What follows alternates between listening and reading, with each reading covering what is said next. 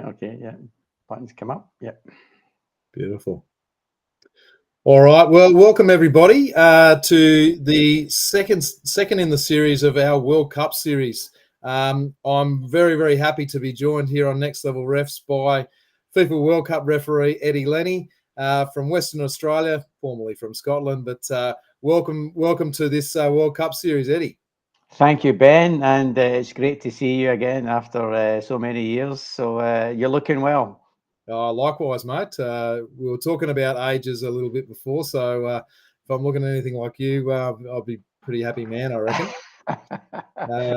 And look, just on that, Eddie, we were talking. This is your 50th year involved in the game, which is absolutely fantastic. You're looking very good when you started as that 5-year-old child as a referee. So yeah. Yeah, probably giving my age away here, yeah. But 50 years involved. Started when I was 15, obviously. So you can do the maths. And it's been great. It's been 50 years of a privilege to be part of the refereeing fraternity, both on the field and off the field. Yeah, and look, that's a huge amount of service. Anyone committing 50 years to a cause is something that certainly needs to be applauded. And I guess one of the reasons why I wanted to get these series up and running, Eddie, it started out during COVID. I thought it'd be really good. We don't, I guess, in Australia really look after our history in terms of refereeing. And I know certainly before my World Cup, I reached out and we had a bit of a chat that if I could glean any information off you going into that, and partly that was, for my own benefit going forward, but also to recognise, that I'm not the only one that's done it, and you've done it well before me. And the history in Australian refereeing, we're very, very lucky and had people such as yourself go all the way to the top. And we're really proud of that, Eddie. No, you're right, Ben. It's something that we probably haven't celebrated our achievements for all our Australian referees, both male and female, that have participated in World Cups. And it's something that I have been sort of talking to the FA about as well. And it's something players get caps, gets recognised, and all that. Poor referees, we don't get enough a lot. But again, we're not there for the limelight. We're there to do a job. But it'd be good to get recognised for all those guys who come after us as well. It's not just what we've done; it's the ones who come after us. They need to be given that encouragement to know that they will be recognised if they achieve the high heights of being a World Cup referee. And that's exactly right. Whether it's like you said, that 14-year-old boy or girl hears these stories, realizes maybe some little boy or girl in Perth that's just starting out, and they, oh God, there's been a FIFA referee go all the way to a World Cup from Perth. Oh, fantastic. And hearing some of the stories, and you've always been one of the great storytellers. And I think moving forward that will help Australian refereeing. So it's one of the main reasons why we wanted to, I guess, record these and have these here for us all for the future as well. Yeah, good. Yeah, awesome. All right, well let's get straight into it, Eddie. Obviously that's not a strong Glaswegian accent that you've just picked up. You've and putting it on for effect. You started out obviously back in Scotland, so talk us through how you started out in Scotland refereeing there and that transition coming across to Australia. So what age were you when you started? 15, you were saying? Yeah, look, I started refereeing when I was 15. We had a local boys club, football club in Barhead. I used to play football until I was about 15, and then I got an injury on my knee, and they said, "Oh, look, you need to stop playing. It's not for you." I mean, 50 years ago, they didn't have all this technology to get you back on the field and all that. Yeah. So it was a case, look, you have to stop playing. And I then used to go and watch my young brother, who's a couple of years younger than me. And I went to watch this game, and I became the trainer for the team, or the sponge boy for the team. And then we were at a game one day, and the referee never turned up. Mm-hmm. And when the guy says, "Oh, Eddie, can you referee this game for me?" And I went, "Yeah, okay," not knowing anything about it. but loved it. And then after that game, one of the guys on the side said, "Oh, you should go and do a referee's course, but you've got to be 16." I said, "I'll go and do it anyway." So I spent a full year in this course before I could actually become a referee. Okay. And then when I did turn 16, I managed to get the course, pass the exam, and then that was me, a qualified referee after that. And it was only because of those guys involved with the local football club, Barhead Boys Club, that sort of put me into the game. And then and there's some photos going around that you'll see me as a 16-year-old with a long hair and a t-shirt at the side and all that, with a whistle in my mouth, trying to blow for fouls and that. But it was fantastic then, and that's what got me hooked on it. Yeah. And I've never looked back from it since then, Ben. Every year, it's been a privilege to be part of this refereeing fraternity, as I said earlier. And and look, I encourage any young referee to start as early as you can, and you don't know what that future is ahead of you.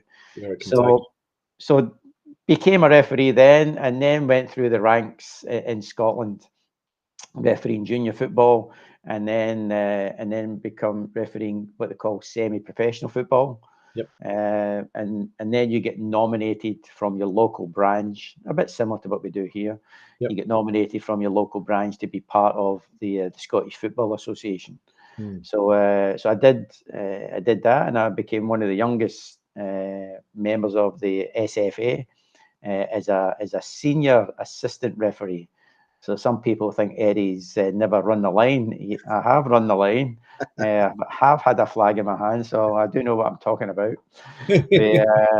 So I was in a senior assistant referee for 3 or 4 years before then going up to what they call a Class 2 referee, refereeing reserve football, and then a Class 1 referee refereeing Premier League football, and my first World Cup appointment was as an assistant referee.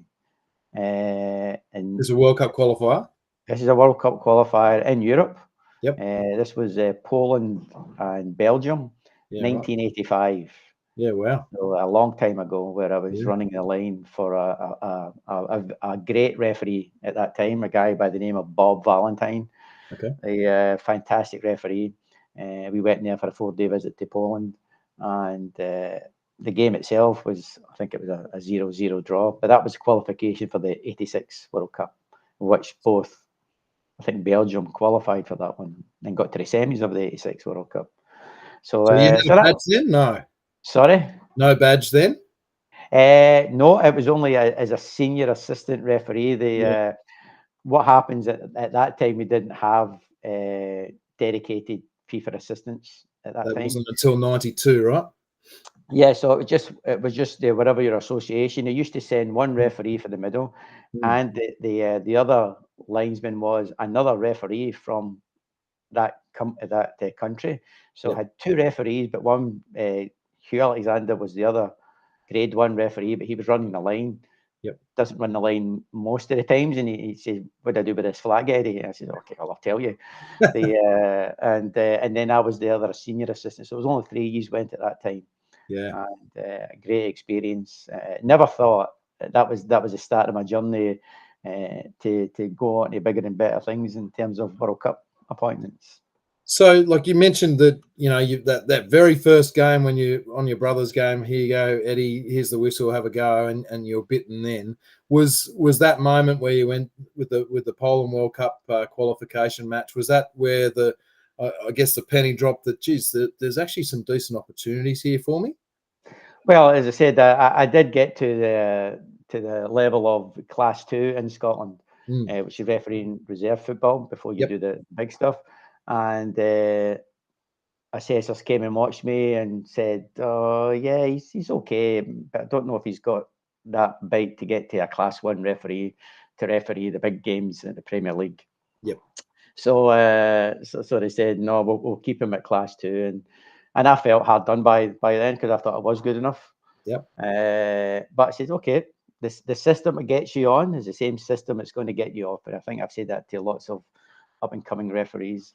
Yep. And so therefore, I joined the SFA in 1983, 82, 83.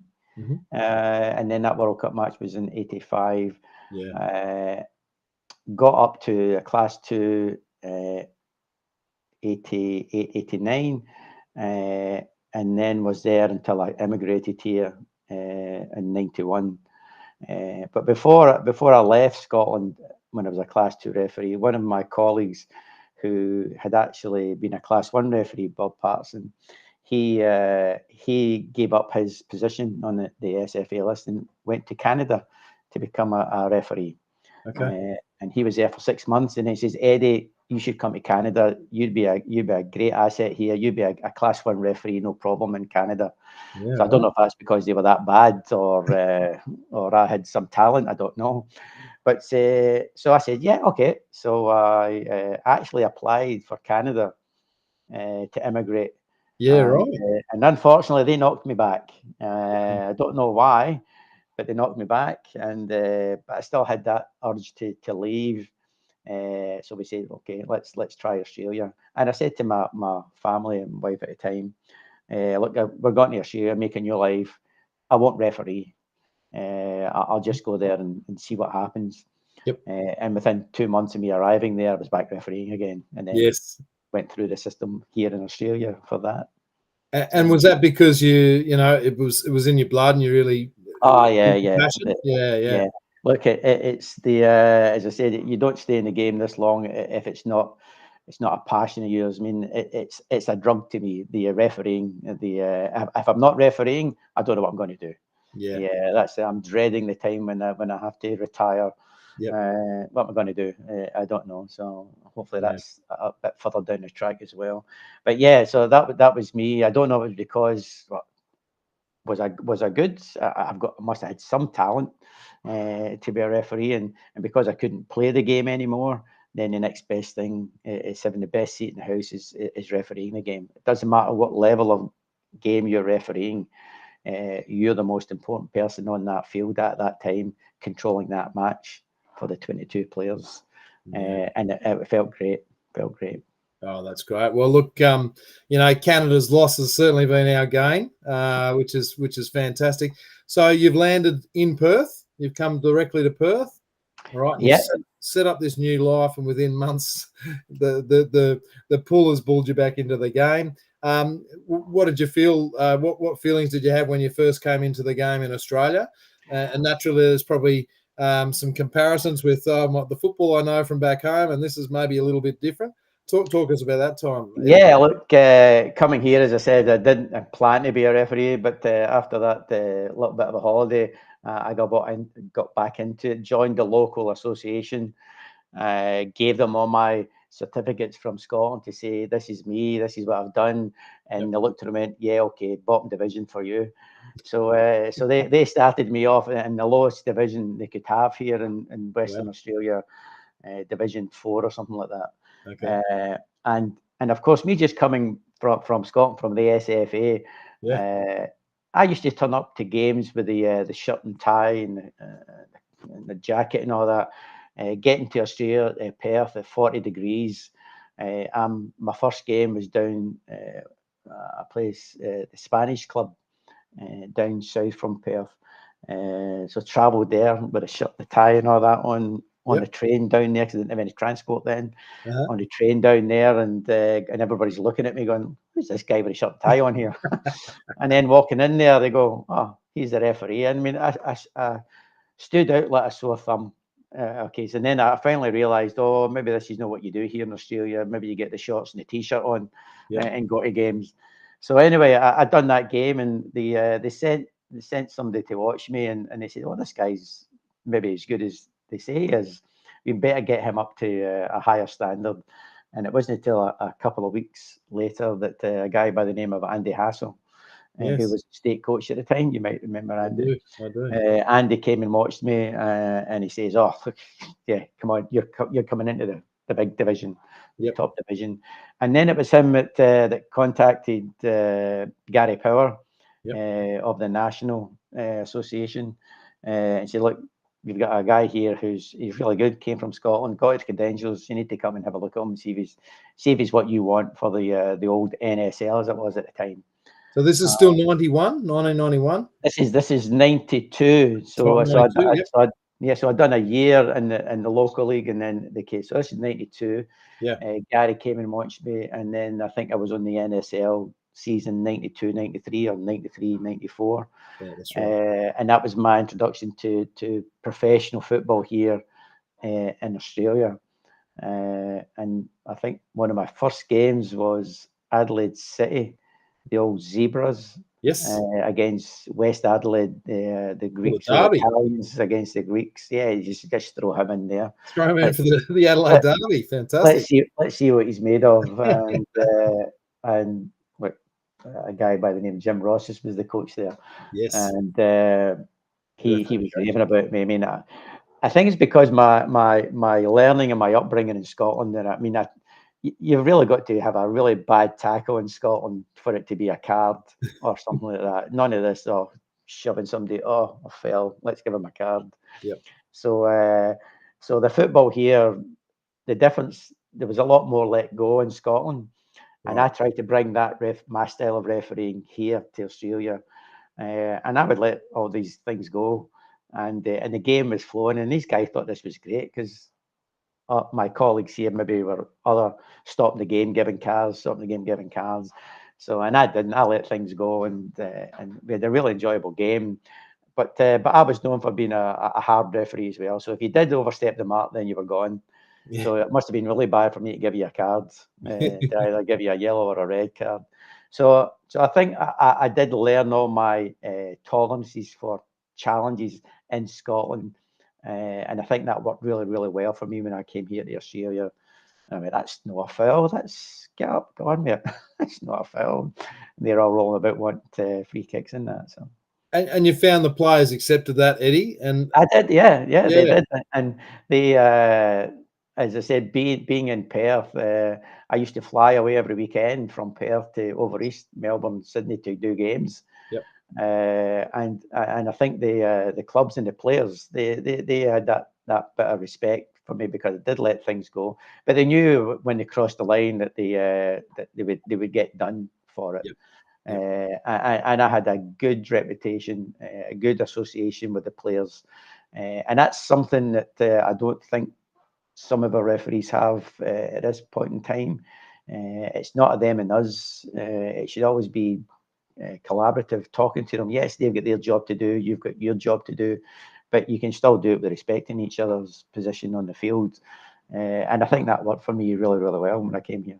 Yeah, and look, I'd back that up, Eddie, as a young referee coming through and wanting to get on the NSL myself, and running lines for you in the early day. I guess I got to see, without the necessary pressure of being in the middle, I got to learn from the likes of yourself around how that personality really comes out. And, you look at the challenges initially and think, oh, geez. But then you look at how, particularly yourself, dealt with that and communicated with the players. And that's where that respect grew, because they knew that you knew your stuff and they knew that they could have a laugh with you, but they knew where the line was as well.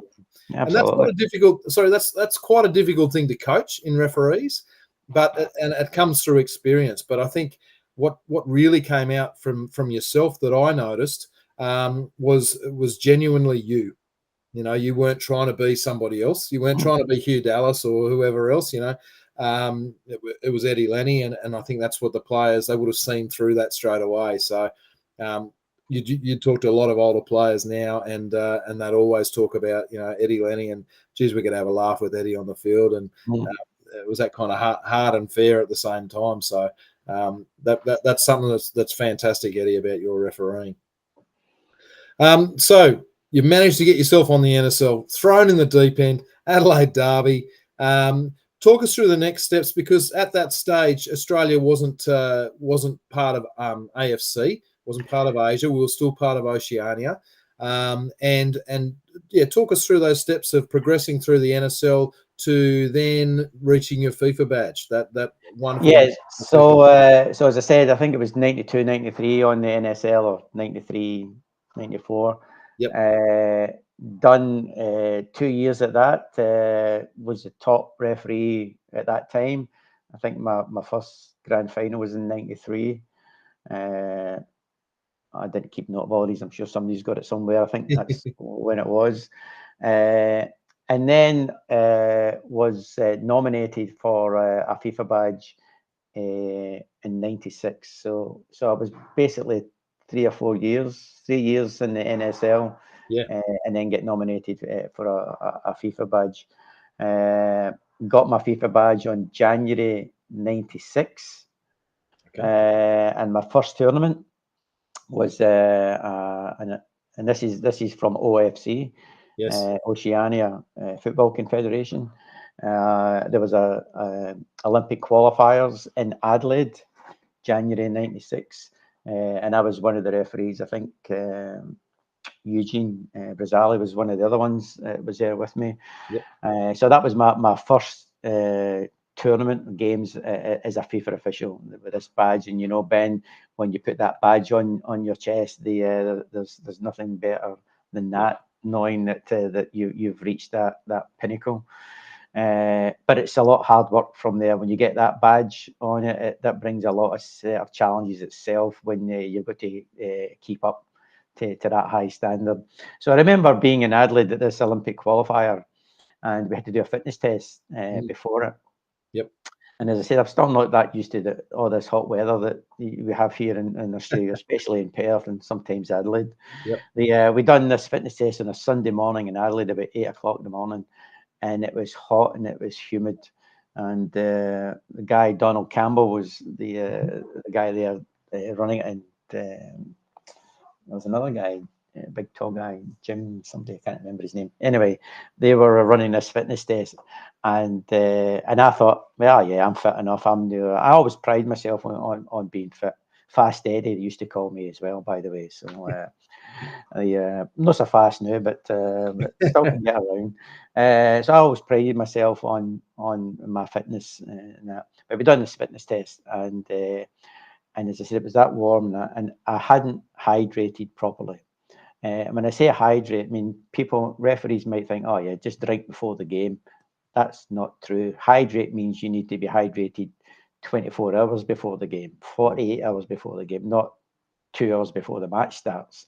Correct. So anyway, I hadn't hydrated with the right liquid on the night before for the fitness test, and you can read into that what you want. Yep. So I've done a fitness test, and I don't know if you've seen that there's some vision around where an athlete, I don't know who it was, when he's coming to the finish line and he's wandering all over the track to go. That was me. Yeah, That was me. The last 100 meters of this 2.7K run, Cooper's as you test. know, Yep. the fitness test, the Cooper's test, that's what it's called. Yeah. So so he was me that last 100 meters coming down there, and everybody standing. Come on, Eddie, come on. And I used to breeze these things in, but anyway, I was all over the track, and fell over the line. Got in on time, fell over the line, and then they was so dehydrated. They had to get the ambulance and get all the intravenous fluids into me after the test and all that. Right. And that was only because I did not prepare myself in the way it should be. I took it for granted. Yeah, I'm fit enough, but didn't hydrate. So there's a lesson for every referee. Hydrate before any test, any game, and not just 2 hours before it, the day before it. Yeah. So that was my first introduction as a FIFA official, to do the test, and then we had the tournament in Adelaide, and that was the kind of short window for FIFA to have a look at us to see if we were going to be used for the '96 Olympics. Would I be nominated for that? And I was fortunate enough that I was the referee that Oceania decided to take to the Atlanta Olympics in '96. So look, before you jump into that, that's an amazing. We shouldn't gloss over that. So you've come from another country, got into the top level in the country, and the 90, I think it's 94, and then the 95. So 94, 95, 95, 96 season, you've taken out referee of the year in the country. January 96, you've got your FIFA badge. And that very same year, we're talking about going off and representing not only Australia, but Oceania at an Olympic Games.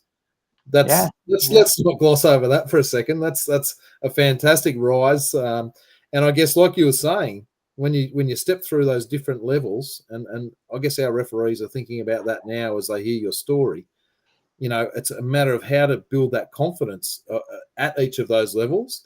And like you said, okay, maybe I had a couple of the amber liquid instead of the clear liquid.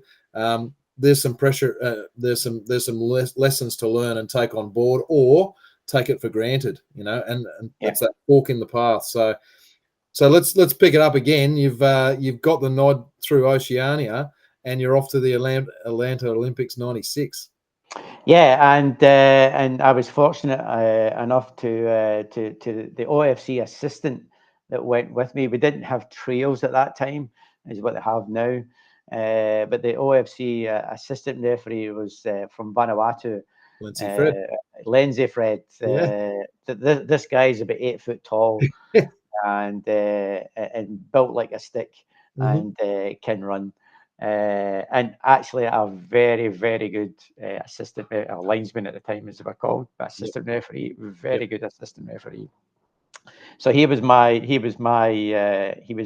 partner at the Olympic Games in Atlanta, and that's where the FIFA brought their referees from each confederation.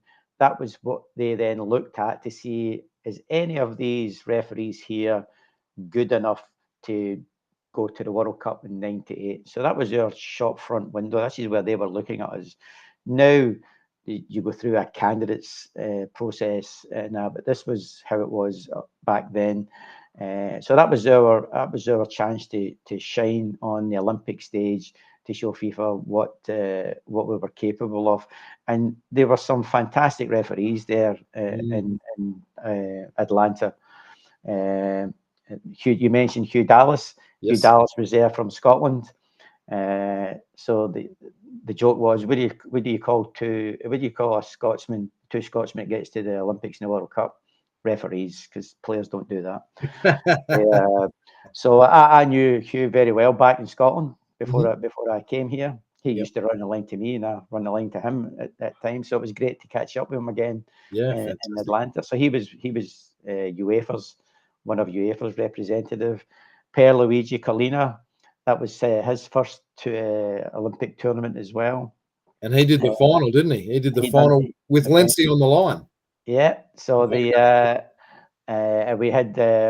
Garcia Aranda. So that, as I said, that was the cohort of match officials. They were looking to go to the World Cup, and it was the best match officials. Not taking anything away from anybody else's, yourself, or who's went to World Cups and all that, and the officials they went. But this was a class of '96. Became the best class in '98 in the World Cup. So I did do 3 games in the Olympics. Yeah, talk us through those, Eddie. Two men's competition and a women's game. And in the men's competition, I had South Korea and Ghana, and my assistants. This was the games were in Washington, even though it was the Atlanta Olympics. The football was based in Washington. My assistants or linesman there was a guy from Colombia and a guy from Belarus. So you didn't always get with your team, which is again made it challenging to work with people who you'd never met before. This was the first time you'd been on with them, so it's important how you get that team environment going when you're on with them. And how's your Spanish and Belarusian? Yeah, well, they could understand me, but I couldn't understand them. So Arango from Colombia and Dupinov from Belarus were the guys.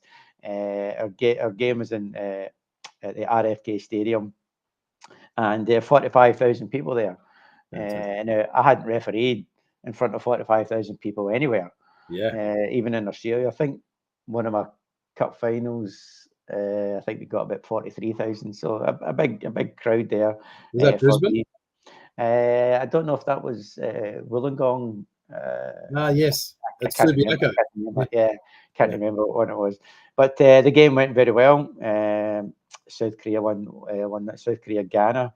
Mhm. South Korea won 1-0, and we started that tournament really well. I then got a second game. This time it was a women's match. And again, it's the same two assistants, Arango and Dupanov. But it was Norway and Germany in the women's game. Now, for anybody who knows the women's game, they were the two That top was teams in the world at absolutely. that time. I think one was a world champion before, Mhm. or Olympic champions and all that. And it was a great game of Mm. football. Norway won 3-2. Yeah. And that was my first introduction really to women's football at a high level. Yep. I remember back in the old days in Glasgow refereeing women's football, and it wasn't quite as good as what that one was, The Olympic the, Games. the Olympic game. So, and there's a couple of stories coming from that one where I was just smitten with these athletes, these tall, blonde female football players. Yeah, that look, they were fantastic. None of them asked me for my phone number, so I don't think it was that good to them. So, but again, we had another good game in that one, and then I eventually got my third game in the Olympics, which was a cracker again at RFK Stadium in Washington. I think there's just about 60,000 people there, USA and Portugal. Ooh. And remember, these are under 23s, and some of the names in these teams, they probably not to play for the national team later on in World Cup qualifiers. I would think. I mean, I can't remember some of the names. I've got the team sheet in front of me, but I mean, they don't mean an awful lot to me. To be fair, and that's one of the things, Ben, that I always prided myself in. Everybody says, "Oh, who's the best player you've refereed?" and all that. To me, when I go out there as a referee, I don't look personalities. I don't say, "Oh, Baggio, Beckham, and all these players, Ronaldo." It's just somebody playing in a white shirt with the number 10 on it, somebody Yeah. playing in a red shirt with the number 7 on it. That's how I refereed it. So personalities didn't really mean anything to me. So that sort of kept me well grounded. Where And that was I know you could be overawed with some of the people you referee. I was going to In say, games. and that was the kind of mentality that you had was that by not underplaying it, but just bringing it back down and not allowing yourself to be overawed, and just focus back on the job of yes, it's white versus blue or whatever, you know. Yeah. So the USA and Portugal were the teams. I had an AFC assistant referee at the time, Al Musawi, and Lindsay Fred was on that game with me. That was the first game he was on with me, and we were all sitting in the dressing room waiting for the game. Well, a couple of hours before the game starts, and we were about to go out to warm up. He said, "No, you've got to wait." I says, "We need to warm up." He said, "No, you need to wait. The president's arriving." Yeah. And I went, "Okay." So at that time, it wasn't Blatter. Blatter never became president until '98 at the World Cup we were at. As in FIFA president, not US president. So Well. This is a story. I'm thinking, yeah, oh, the president's coming. I'm thinking Haviland is coming. He's going yeah, to come and say hello to us. So the next thing we hear this noise, and this helicopter's above us, and this helicopter's landed in the middle of the stadium. That was the president. yes. That was his arrival into the stadium to watch this game, USA and Portugal. Because And it's obviously, you know, it's a huge honor. They don't put tiny referees, if you will, on the home country in those big tournaments. So yeah, so that was a big plus for me and Lindsay, because we were representing Oceania, yeah, and we I think the game ended up as a draw, and it went well for as well. So a very yeah. successful Atlanta tournament, and obviously we were at the Atlanta when the bomb went off as well. I think we were at a game at that Wow. time. So we had Are you happy to talk about that, or Well, there wasn't much in it. I think the bombing off outside the one of the stadiums that we were there. I don't think we were refereeing. I think we were there watching it. But it just shows you that for all the security it goes on, and there's Yeah. lots of security goes on at these games, as you would know. Mm. Still things happened, and I don't think I can't remember now, to be honest, Ben. I don't think it was any loss of life. I think it was just something that people done to demonstrate on whatever it was. I don't want to play that down because I can't remember much about it, but I just know that that happened at the time. So everybody was at a high level of anxiety for the rest of the tournament when that happened. But fortunately, the tournament concluded really well, and I thought I'd done enough to warrant at least consideration for the World Cup, but didn't take anything for granted.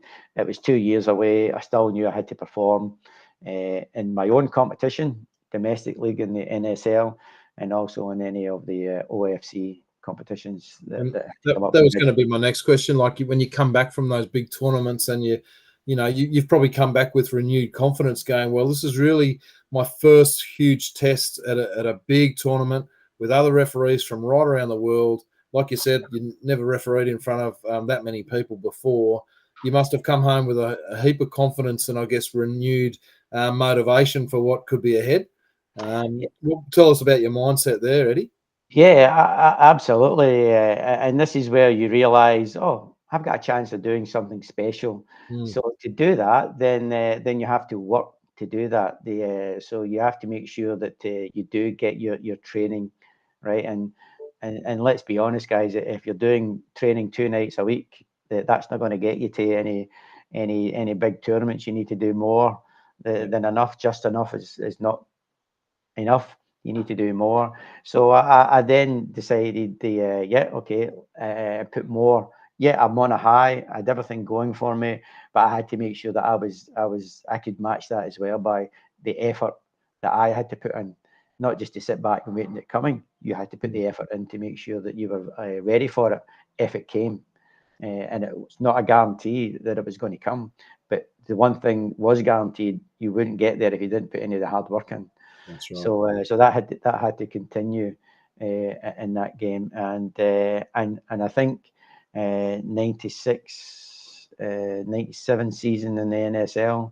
Can't remember where I landed up with that. I think Mark might have was coming in then. Yes. I think I don't know what I'd done in that local season. But I was always away for OFC Nations Cup matches and all that, so I could get that international experience as well. Now, they say that OFC football is not as hard and competitive as the NSL domestic football, and that's probably true. But there's all sorts of things that happen at OFC that comes up that tasks you as a referee and what to do. And what were some of those learnings that you took from those Oceania experiences? Obviously, you're familiar with the NSL, and even though it was a higher level than the Oceania football back then, there is a lot of the political off the field stuff too within Oceania, that you've got to make sure that you manage as well. So what were the learnings you took out of those look, I mean, the Australian referees, it doesn't matter what Oceania tournament they went to at that time or whoever the referee was, the Australian referee always got the harder games because they were the most experienced referees. And some of these countries, the level of football, skill level of football wasn't that great. And therefore some of the challenges that were going in, I see you nodding your head there, you've seen all that, been and done that. Some of the challenges which they thought were quite acceptable. Yeah. And I probably thought, oh, maybe that's acceptable in Scotland, but it's not acceptable here. And of course, you then had to act on that. And because you did act on that, then we had the Aussie referees were always renowned. Oh, you're the hard referees. You send too many people off, and that, and therefore that had a lot of political ramifications on who's going to be selected to do things. No, I don't send the Aussie. He's to send this guy or send that guy. But luckily, as I said at that time, Gary Power was amongst that as well, and he really showcased the talent of Australian referee, and not protected us, made sure that we got our just rewards for the games that we were doing if we were good enough to do it. So for those people listening that might not know Gary, so Gary was the head of referees at that stage.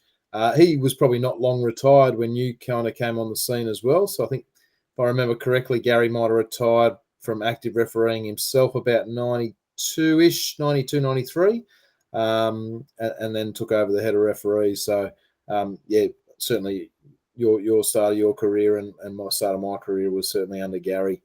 Yeah, and look, there's been lots of other peer referees, assessors, instructors along the way that's all contributed to our successes. Yep. Too many to mention, and everybody who's coached you, assessed you, or do it as a referee, you listen to them respectfully. You take on board what can work for you. Not what they want, but what can work for you, and then you try to put that in place. And as I said at the very beginning, it's about your personality. Yeah. If I do have something to say, I think we've maybe sanitized the game an awful lot. We've taken some of that personality away from the referees. Well, we need to get that back. Yes, the laws of the game are there for you to interpret and apply based on your personality as well. Yep. So the I think where I was there. So finished on the Olympics, come back to Australia, and got the head down. Worked hard in the NSL and any of the other games, and was hoping that that would get a call to say that that had been selected for the World Cup. So that stuff was front of mind for you. You know, the seed that was planted, or number of seeds that were planted, but coming back from the Olympics, that was front of mind for you in every NSL game, all the Oceania games, that this is my hope, this is my goal. It's front and center, and I need to make sure I'm leaving no stone unturned. And the ultimate goal. Yeah, and look, FIFA, they were watching you. Yeah. If you think you're doing an NSL game in Canberra or Wollongong, and they're not going to see you, they were watching you to see how you were performing, and that was them keeping an eye on you for that 2-year period to see if you were still doing what they wanted you to do. So you had to be at your best at that time. And unfortunately, when it came round to selecting them, that I was picked. Tell us about that moment. How did it happen? Was there a phone call? Was there an email? Was there a letter? Yeah, look, the general secretary of OFC at that time was a guy by the name of Ty Nicholas. Oh, Nicholas, yes. And I got on really well with Ty. And of course, after the Olympics and the Oceania Games, he would say, "Oh, we'll let you know, and we'll be doing our best," and all that. And you've got to get all these other 11 countries in Oceania to kind of vote for who's going to be there, and they obviously want the best referee there to showcase Oceania. And I remember, I think it was December '97, Christmas '97. Yep. I got a phone call from Ty Nicholas saying, "Hi Eddie, what you doing for Christmas?" I said, "Oh, just with the family here and all that." He says, "Right." He says, "And what about New Year? Are you going anywhere?" I says, "No." I says, "I'll just be staying here and celebrating New Year in the normal Scottish way, the Hogmanay." And he said to me, he said, "Well, don't get too carried away." He said, because you're going to the World Cup in '98, you're going to the World Cup in June. So make sure you didn't say the word keep sober. He said make sure you keep fit and keep doing what you need to be doing. As you'll be announced very, very soon that you're the Oceania referee for the World Cup, as would Lindsay Fredby, and that's all because of the performance at the Olympics and the NSL domestic league and the Oceania Nations Cup that we had in between there as well. So I knew on January '98 that I was going to the World Cup. And were you by yourself when you received that phone call? Were you in the I think I was with a family. I think I was with a family down in Rockingham at the time. and how did that go down? What are your memories of that?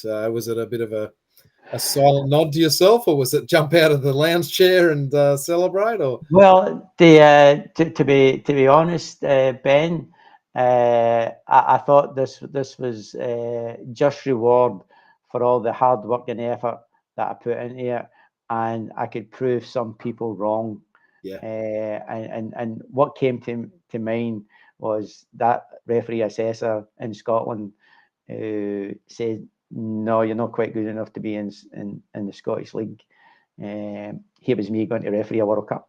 yeah, And for the guys who coached me in Scotland, Ian Byers was my very first referees coach, and Ian passed away a couple of years ago. He made sure that assessor, I won't name his name, made sure that he went to that assessor, because Ian was still part of the SFA assessors as well. So was this guy, and he says, "How can you then tell me that he wasn't one of our best referees when he's refereeing the World Cup?" And the guy says, "Yep, I probably got that one wrong." So that's what jumped out at me when I first got the news that I'd proved some of my doubters wrong, and I had the privilege of being selected for this World Cup, and now I had to make sure that hard work that I've done in the past pays off. We continue to work up till we actually went there. In June. Oh, mate, that's fantastic. It gives me goosebumps just hearing those stories. It's a dream come true. And you talked about your passion of getting the badge in the first place, and then to then get the phone call from Ty to say, "Hey, you've been officially recognised now, and you're off to the World Cup." What a great phone call to receive. So let's fast forward 6 months then. You've done the hard work. You've managed to keep yourself injury free. You've done the training you need to do, and you've got your plane ticket, and you're stepping on the plane to head off to France. Yeah, look, as I said, we had a couple of, I think we had one catch up before we actually get there. And France '98 was a first in many occasions for FIFA. This was the first time that FIFA referees, all the I think there was 32 referees. Yep. All the referees and assistant referees would all be staying in the one venue, along with the FIFA hierarchy. Everybody from FIFA basically was in this one village in France. They'd taken over this village, and it was ringed by police and walls and all that, so nobody could get in. No journalists, nothing. It was only FIFA delegates, FIFA match officials, and this was the first time they'd done that. So we were all staying in Degrassi was the name of the place, and and this was a big experiment for them, because normally in previous World Cups and even at the Olympics, you'd be based in one city and then have to fly to a city to referee the game there, and then come back and that. And they decided to try this, and it was really, really good. As I said, I think they learned a lot from the Olympics in '96. Yep. So we were there I was there for 3 weeks, as it turned out. And you were getting up in the morning and you go and do your stuff with your refereeing, but you'd be sitting having breakfast with Blatter and some of the other FIFA officials that were all there. So it was very much a family orientated, to try and get everybody to relax and be prepared for the tournament. And it really worked. It really worked well, because everybody tells me that France '98 was the best World Cup ever. And so was the refereeing. You might disagree with that. So was the refereeing in that. And they did that. They did everything, as you would know, Ben. You go through a series of medicals and everything that they could do for the team of referees. They would do that. So we had medicals, we had dentals, we had physicals, we had everything that you can imagine to help us be at our best, be at our peak for these games. And again, eye testing and all that stuff as well. And everybody everybody. And this was done by independent doctors in France. And they went through everything, and it was really, really good. It led me to believe I had a clean bill of health, which I thought I did anyway. But everything was fine, and there was no reason why I couldn't be selected for World Cup appointments. And that was the first hurdle you had to get over, being there, and then having to go through this process to see, are you capable of being appointed to a World Cup match? Yeah, and that's probably something that the listeners might not be aware. You've obviously had that phone call back in January. It's not a matter of saying, well, now you're going to 100% get games. You got to keep fit. You got to keep healthy. You got to keep injury free. You arrive into France, and I'm guessing you were there kind of a week, 2 weeks beforehand to go through all of that final checks that they want to make sure that the people they're going to send out on the pitch are ready to go. And obviously you've got that. So obviously the tournament starts, and then they go through a process of announcing appointments. Now, as you've probably gone to a couple of matches, and then you've probably gone into the big classroom, I'm guessing, after viewing a lot of the different matches, and they sit down, they say, okay, the next round of our matches, Italy, Cameroon, Eddie Lennie. Talk to us about that moment. All right. Well, just before that, as we said, if your listeners may remember, or the older ones will remember, the '98 World Cup. That's when Blatter was elected president of FIFA, and one of his stipulations at this World Cup would be that the referees would protect the skillful players, and therefore the tackle from behind was banned, outlawed. And referees had to be strong enough that when a player was tackled from behind, they would red card the offender. That was their instructions. If nothing else, this World Cup will be known for the skillful players being protected, so they could see all the goals and everything like that. So that was Blatter's big ticket in getting there. So and all the referees we all sat there and says, "Yep, no worries, mate. You'll do all that." Of course, the tournament then kicked off, and I mean the tournament goes over 6 weeks, as you know. But they only released the matches a week in advance of who's getting games. So sometime, I mean, I was there. My game wasn't until week 3. So I was there for 2 weeks watching these guys refereeing games, thinking, did he get that right? Are they looking at that? What about this? So we learned from them as well. And unfortunately, the first 2 weeks of the competition, none of the referees, and this is no criticism of the referees, were game enough to send anybody off from the challenge from behind. Which was what Blatter was wanting. And so, of course, Mr. Blatter came in there in week 2 and said, "This is not good enough, gentlemen. Get it done." Get it done. So again, we were given a kind of boot up the backside to say, get out there, protect the players, and do your job that we asked you to do. So anyway, so I was quite pleased that maybe I hadn't had a game in the first couple of weeks. Because the referee in the first match of that tournament, or any tournament, they set the standard for the rest of the referees, and that first match was Scotland-Brazil. So you weren't going to be on that one. I want to be getting that one anyway.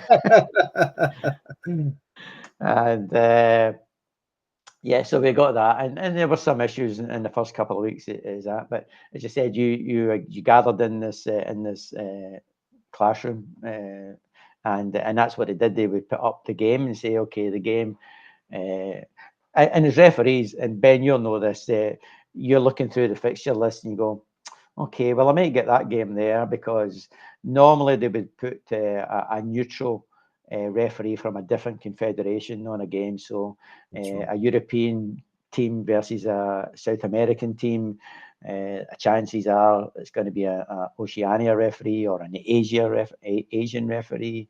So that's how they do all these appointments, which sometimes is very difficult to do, to try and keep everybody neutral as much as they can. So I'm going looking through these appointments. Just, make it that one, and make it that one, make it that one, and everybody does it. The analysis, the over analysis, huh? Yep. Everybody does it. So, Yep. so the first week the appointments go up, and we congratulate our colleagues. Great, well done. Hope you do well and all that. So second week appointments they go up, and I'm thinking, well, there's a couple I've missed out on. So, okay, congratulate your colleagues. Hope you do well. And then the third week of competition, and they put it up here. Italy, Cameroon, referee Lennie, and I just sat there and I went, yeah, I've got a game. Yeah. Because FIFA did say, it said, everybody in this room, the 32 referees in there, you are guaranteed one game. Yep. No more. Everybody's guaranteed one game until we see how it's all went and who's performed. And so I knew I was getting one game, and that was the game I was getting. Didn't expect that game, but then realised, oh yeah, it's probably a game that they'd obviously penciled me in earlier for that. A European team against an African team, an OFC referee. Lindsay was the the assistant on that one. Yep. With me, and the other assistant was a guy, Rossi from Argentina. Okay. Was the other assistant. So I had that scheduled for the 17th of June, my game. But just before that, I did have a fourth officials match. Morocco and Norway in Montpellier on the 10th of June. An AFC official was the referee, Param Umprasat from Thailand. Param. Param. He was in the middle, and I was his fourth official. So that was my first game. Fourth official. Yeah, it's a big game. Big game for Param. I was there to help him. And there's not a lot that fourth officials that can go wrong, and thankfully it didn't go wrong. And then of course I then had this team, this game. Now, just before you get into the actual middle, obviously that Morocco Norway, what was your mindset going into that one?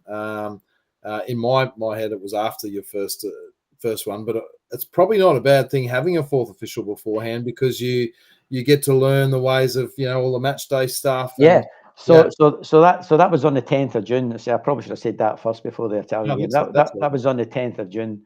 So when I put the screen up, 10th of June, referee Param, Thailand, fourth official Lennie from Australia. I went, oh, good. I said, I can. I didn't know Param at that time because I wasn't part of AFC then. I said, oh, that's great. I could get to know these guys, get to know what they're doing, see how it's all laid out, see how they do it. It was in a place called Montpellier. La Mosson Stadium, and I think we had to fly there from Paris to there the night before the game. Some games you could drive from our headquarters. Other games, because of the venues, you had to fly. And the security was immense, guys running with big jackets and things under their arms and all that. I mean, it felt really, really secure. Absolutely. There was no question of anything in that regards. So it was good to get that game under my belt, so I could see what was happening, how it went, what the timings were, what were people looking for, and all that. So you learn all that as well. So when it did come to my game on the 17th, the Italian game, which was in the same place in Montpellier as well. So I had the lay of the land there. I knew where everything was. I knew who was doing what at these venues. So it was really, really good. And that's a big plus as a referee, if you've got an idea of what's going on. You're not just sort of thrown in there. I was going to say that must have helped with your mental preparation. That helps that confidence. It helps with that preparation. I said at the beginning. What's the dressing room look like? What's the stadium feel like? It's really important. So we get to the game, and it's Italy Cameroon, and then the game starts, and then I can't remember anything of that 90 minutes. Until I come off, the game's finished, and then we're sort of debriefing it. I mean, I don't know how you felt in your games, Ben, but that game for me just went like that. just But there went. was a key moment. I remember being that young referee watching, and there was a red card in there with the high aerial challenge and the elbow. Yeah. And I remember thinking, geez, what's Eddie going to do here? And obviously the pressure's placed on you by Bladder. Do you remember your thought process? Obviously the whole match went really fast, but do you remember your thought process in that moment? I'm about to give a red card at a World Cup. Yeah, well, not really, because as I said, you act on what you see. Yep. No, that I mean, sometimes if you start thinking too much about a decision, then sometimes you get to the wrong outcome of the decision, or you don't do anything at all. Now, yeah, the tackle from behind was outlawed. Yep. But this wasn't a tackle from behind. No, this was a tackle straight in front of the guy. Yeah. I got him up about his groin, and it was the clearest red card that I probably ever gave.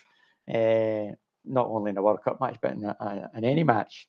Yep. So a guy by the name of Raymond Kala from Cameroon.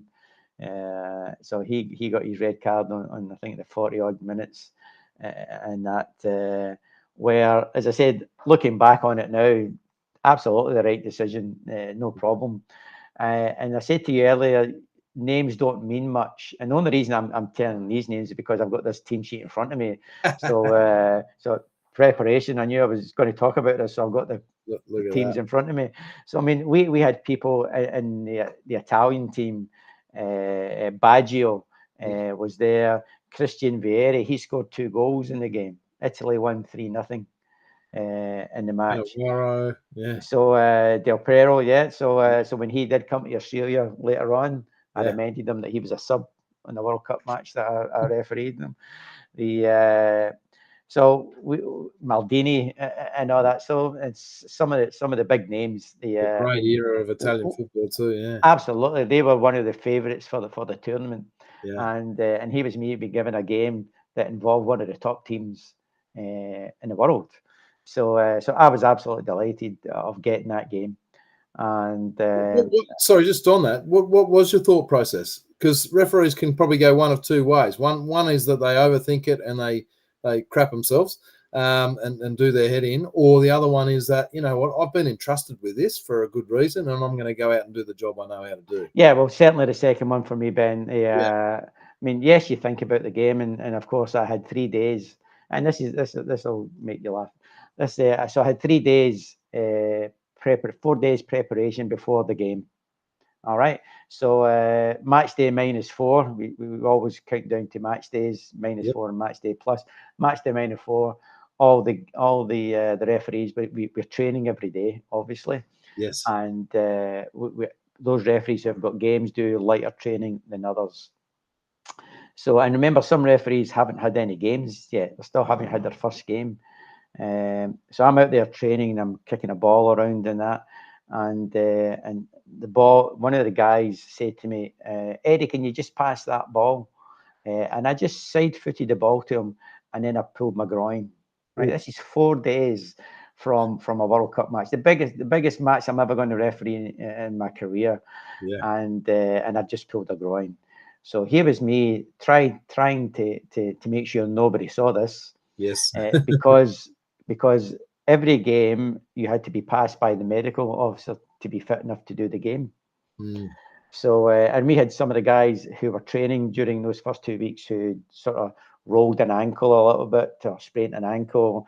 And the guy saying, no, yeah, it's going to take 3 or 4 days for that to. Are you on a game? Yeah, I've got a game in 2 days. No, you're off the game. Give somebody else it. So you'd had the experience of seeing this happen. So I had that experience as well. So I said, right, okay. So I said, I'm not going to tell anybody I've got this. So it wasn't a bad, and all the years I've refereed, Ben, I've never had an injury in my life. Yep. So this was the first one. So I don't know if it was the pressure, everything that was happening in the game. Yep. Really sort of, I don't know why I got this pulled groin muscle. Anyway, so after training, I'm walking off as if nothing's happened. And I go up to Hugh Dallas at the time. And I said, Hugh, I says, I've just pulled my groin there. And he said, yeah, right. I said, have you got any painkillers? I said, yeah. So he came up and he said, here, take them. So got these painkillers and started taking them. and all that, and we go for massage and that to cool down and all that. So I'm lying on the massage table, and the guy's there giving me a rub down, and he's These are rubbing the into FIFA masseuse. Yep. the FIFA, yeah, Yeah. the FIFA masseuse, no Yep. anybody else. Yep. So he's doing this massage, and then he's rubbing into the groin, and he says, "How's that? Is that okay?" And I'm going, "Yeah, it's great." Want to shout out, "Stop doing it!" Yes. Anyway, I managed to keep taking the painkillers, and if truth be known, I did start that game with a little bit of trepidation, thinking, my groins, is it going to last for this game? Yeah. That was the back of my mind, not what was going to happen in the game, but am I going to do this? Because the last thing you want as a referee is to go out there and have it stop the game because of an injury. But this was my one and only shot at refereeing a game in the World Cup, and we were told we would just get one game. And I wasn't going to let this opportunity, maybe selfishly, I don't know, people might think that, of saying that I'm doing this game. So with all that adrenaline and all that, the groin was never a problem in a match. It didn't bother me one little bit. And as I said, if you know Fast Eddie, I was fast that night as well. I was all over the place. So it was nobody would knew anything about it until I come off of the game. Then I sat there and went, oh. But the game went really well for me. I think the game went really well for me. The assessor was a guy by the name of Volker Roth from Germany. Volker Roth, German fella, yeah. So he said the one thing he said to me, he said, "Take your whistle out your mouth, Eddie. Don't remember the whistle in your mouth." And I went, "Fine, if that's all you've got to talk to me about." As I said, be respectful. Take the information from him, and then see what works for you. So I think I had 6 cards that night, 6 yellow cards and 1 red card. Cameroon weren't too happy about me. They weren't too happy that they had an Australian referee who comes from a backward country refereeing their game. They complained to the embassy, so they said, and I went, yeah, okay, fine. I said, but yeah. So I had a game, and going a little bit further back, I mean, Blatter, when he became the president, as we all stayed together, he called me the Scottish Australian, because Dallas was there and I was there, and can you tell apart who was talking? He said, "You're the second Scottish referee, and Scotland don't get 2 referees to a World Cup ever." So, but I was there representing Australia. I made everybody know that's what I was doing. So the first game went really, really well, and I went back and we had a debrief, and all the referees got the debrief on that particular referee's game, because we were all in the one place, remember? That's so right. The debrief wasn't just for that team on the game. The debrief was for the whole 32 referees sitting in. So you share the learning, from every match. Share that learning from it, and that's what was really, really good about it. So while some of your colleagues got things wrong, you didn't gloat in the fact they got it wrong. You learn from their mistakes, and hopefully what FIFA was looking for for you to implement that in your match. And you spoke earlier, Eddie, around that feeling of the FIFA family. And whilst everyone, you are competing effectively against everybody, we're all out there doing the same thing, and we know the pressures, and no one wants to stuff up, and you want to have a great game.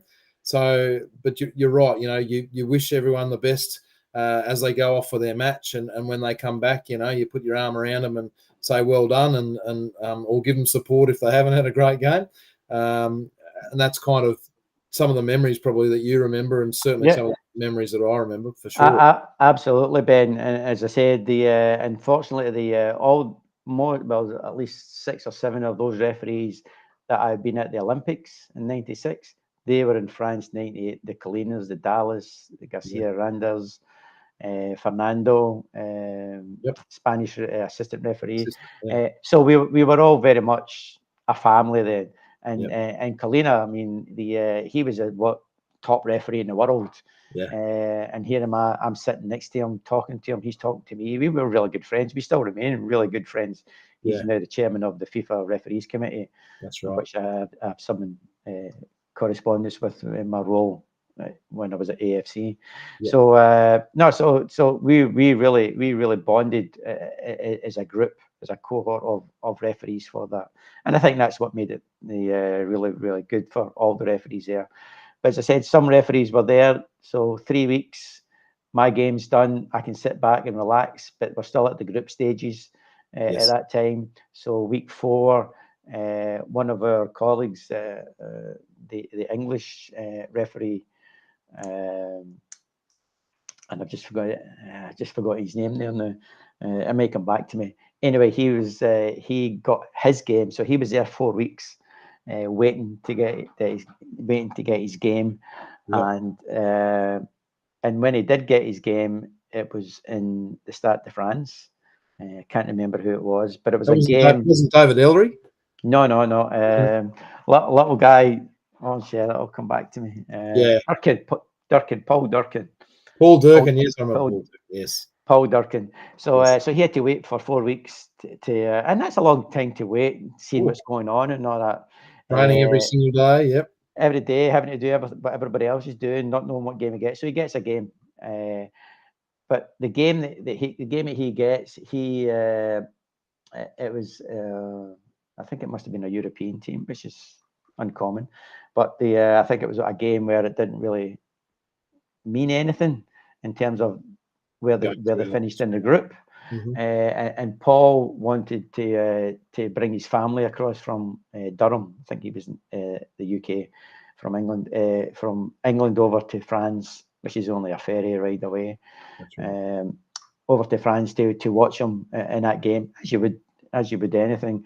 But that tournament, the tickets were so scarce. All the stadiums were sold out.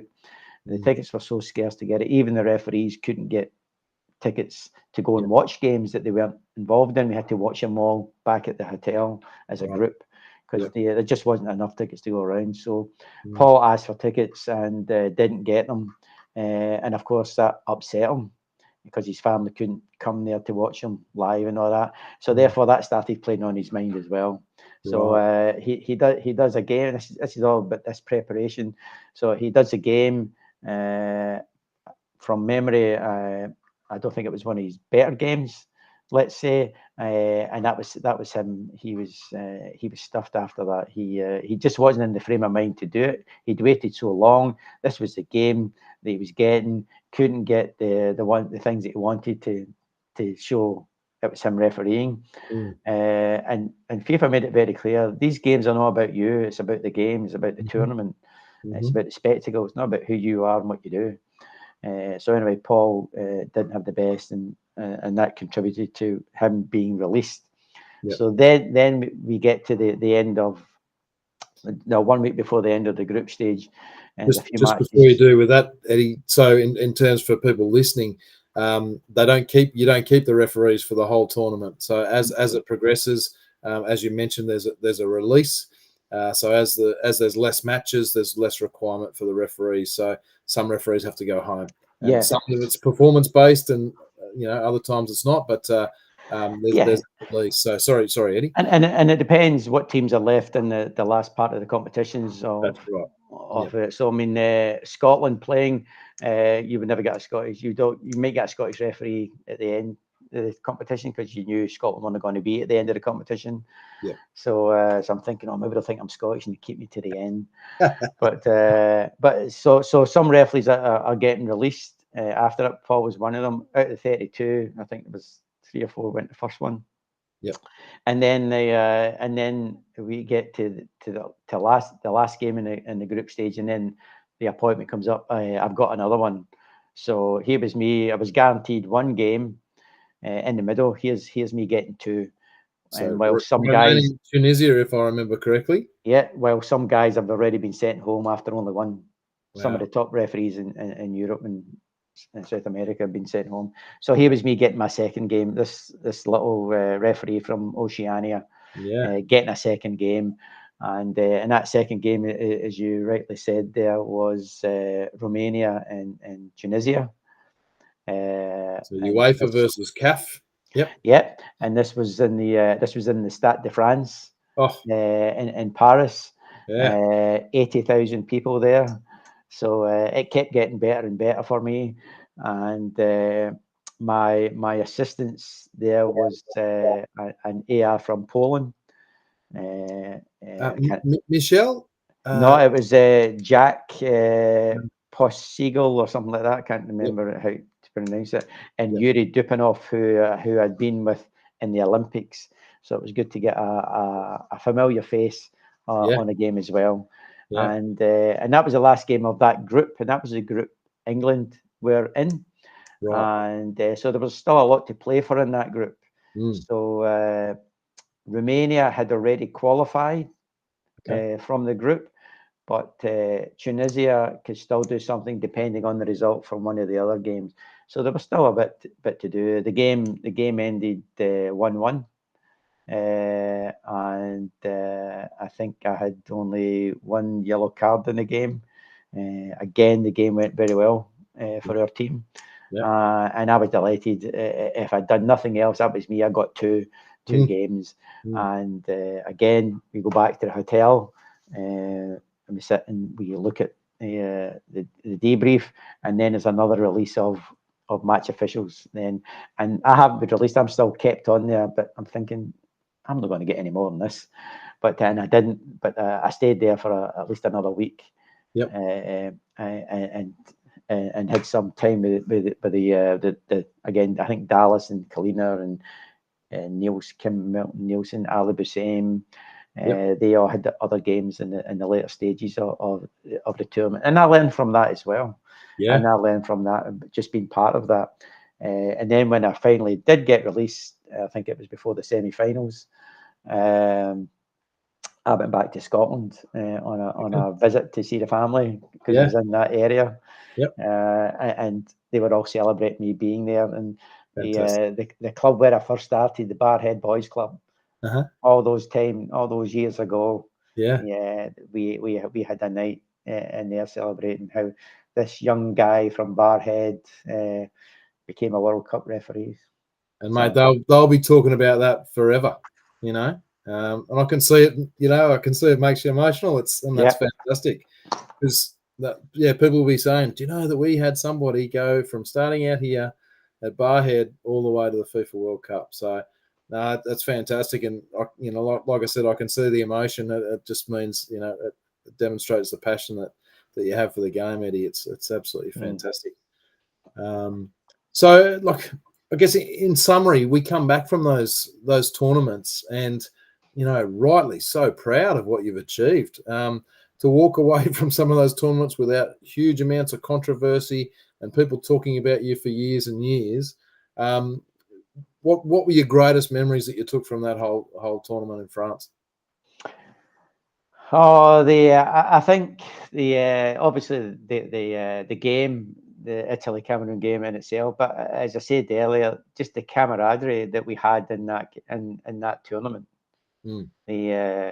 Yes, you mentioned that we're all competing against each other, but they were my family for that week, and as I said, I still talk to quite a few of them now after all these years. And so the obviously the games, the greatest memory, but the relationship that I had and still do with those referees there, and that's what started me on when I come back from the World Cup, and Australia was then going through this process of do they want to be in Oceania, do they not want to be in Oceania, do they want to go into Asia, is the NSL going to continue? We've got a new league. So I refereed for quite a few years after that, coming back to 2004, I think it was, is when I retired as a referee. At that time, you had to retire at 45. And that's when I then decided to go down that track of, I could stay on and do the new A-League, which was coming up, or I could go down the track of becoming an instructor, a FIFA instructor or a coach. And I took that track. And I'm thankful for doing that track as well, because I've got the same stories and all that as an assessor, as a coach, as we have as an on-field match official.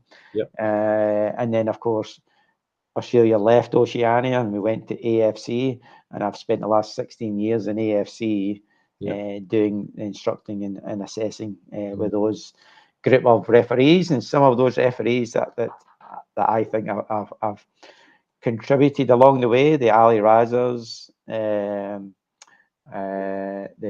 Shukrala from Bahrain. They're all World Cup referees. Yep. And I was part of the selection to get the candidates list for the last World Cup, not this one, but the last one, to see who went there. Yep. And you know yourself how hard it is. In Oceania, Australia referees we're a big fish in a small pond. Yep. In Asia, we're a small fish in a big pond, and there's some really good competition against their fellow referees from different countries. So whenever an Australian referee is now selected for World Cups and Olympics, that's a really prestigious appointment, because they're competing against an awful lot more people than I did when I was there. So so I wish them all the best of luck in that. And look, this World Cup in 2026, it's expanded. There's more teams, therefore there's more referees, which is good. It means hopefully we'll get more Asian referees than we had. I think we might get 6 or 7 next year, where it was only 4 or 5 the year before. So it's good that there's more opportunities now for referees. And as I say, that's why get in early and work your way through the ranks, and you never know what opportunities come your way. Yeah, that's right. And look, from the women's side as well, we've come off the back of hosting the FIFA Women's World Cup here, and I was lucky enough to attend that with my family, with two young daughters, and just to see the stars in their eyes from a playing perspective. But so many of our young female referees watching Casey and Kate, refereeing a home World Cup, and our assistant referees, of course. The world is really our oyster, and a lot of the women now have proved themselves not only in the women's game but in the men's game to be an absolute equal and deserve their place, in the men's game as well as the women's game. So I agree, Eddie. With the advent of more teams, I guess there's more opportunities. It doesn't mean that you switch off in terms of the preparation. So absolutely not. Yeah, I rated the stuff that you were talking about, your mindset of well, I could think this way or I could think this way, and I'm going to go and work harder and harder and harder. I'm not there yet, and not let that complacency get into your game. I mean, I've taken a lot of inspiration out of what you've said there, Eddie. Yeah, as I said, our referees coming through the ranks now, which I'm working with, both male and female. There's some really good talent there. I hope they stick at it, and they give the dedication that's needed to get there. And there's no guarantee that you're going to get there. But you need to have that preparation, as I said, and hopefully with a little bit of luck, you can get to one of these big tours, as some of us have already done, as you said, in the women's game, Casey, and remember our female Tammy, who refereed the Women's World Cup. Can't remember what year it was as well. So there is opportunities there for our female referees, but again, you've got to work hard at what you do, and have that personality. So. Yeah, that's right. And look, I don't know whether you remember this, but I remember coming across to Perth as a young referee on the NSL, and you said, "Look, Ben, I know you've got a bit of time between now and the game. Pop over to my house or whatever." And I remember walking in. I remember seeing your framed thing in your house with France 98, and I remember looking at the referees and those things there, and I don't know how much you know about the impact that had on me. That planted the seed for me as well to say I want to be in one of those photos one day. Good. That's where I want to be, and Eddie's done it, and he's invited me into his home to see that, and so even those small little gestures that have been held really truly by myself. So I personally thank you so much for that. No, as I said, I didn't realise that, but if that's happened, well done, and congratulations to you yourself for your World Cup that you done, and also to Mark, and Beatty. Yep. Who else? Is there anybody else? Well, in terms of the males in the middle, and we want to talk to some of the assistant referees and also our women. But in terms of the males, Beatty was the sixth male effort. So we lost, Tony Boscovich. Unfortunately, he's passed away. We've spoken to Chris Banbridge, yourself in '98, Mark with his 2 World Cups in Mark Shield in 2002 and 2006. Myself in 2014 and Chris most recently in 2022. So a great history. And I was actually talking to a friend today saying I was going to be talking with yourself, and he said, how many male referees have refereed a World Cup? And I said, well, there's 6. And he said, do you know that's fewer than people that have walked on the moon? Wow, when you put it like that, it does show you, how fantastic that is. And we're really lucky to hear your story, Eddie, today. And I think, look, in summary, we are lucky enough to have a lot of younger referees or referees just starting out in the game, and some that have been experienced as well. I guess finally, what you probably received a lot of advice over the years. What's the main part of advice that the best bit of advice you've ever received that you could share with our listeners, mate? Yeah, well, as I said earlier, Ben, you need to work hard at what you're doing. Take on the advice which works for you as a match official, and look, these opportunities don't come along a lot.